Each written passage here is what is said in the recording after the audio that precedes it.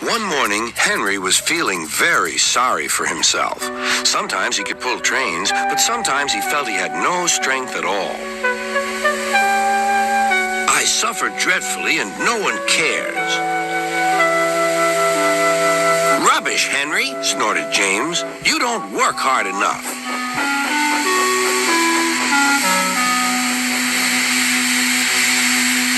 Sir Topham Hatt spoke to him too. What's wrong with you, Henry? You have had lots of new parts and new paint, too, but they've done you no good. If we can't make you better, we must get another engine instead of you to do the work. This made Henry, his driver, and fireman very sad. Sir Topham Hatt was waiting when Henry came to the platform. He had taken off his hat and coat and put on overalls.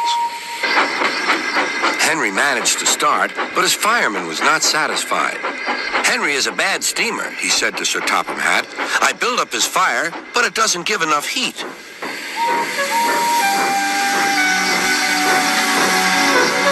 Henry tried very hard, but it was no good. He didn't have enough steam and came to a stop outside Edward's station.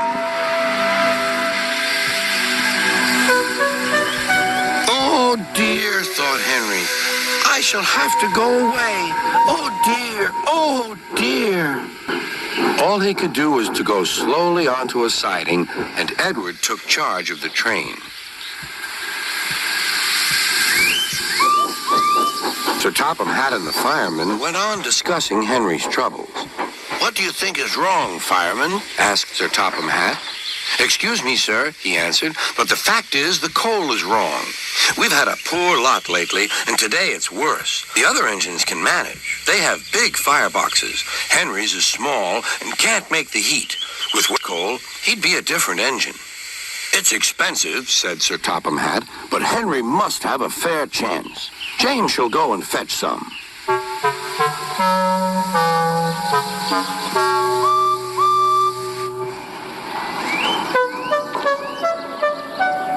When the Welsh coal came, Henry's driver and fireman were excited.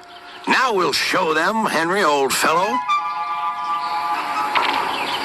They carefully made his fire, putting large lumps of coal like a wall round the outside.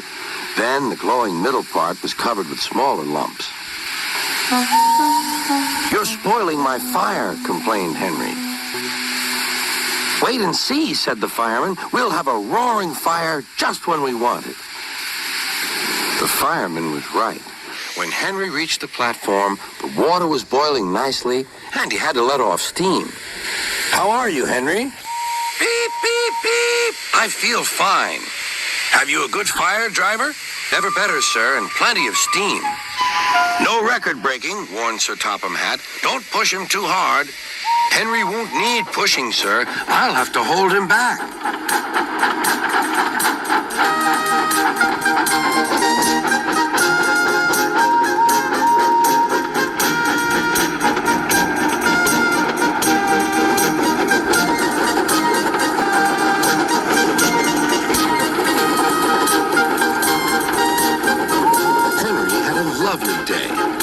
Never felt so well in his life. He wanted to go fast, but his driver wouldn't let him.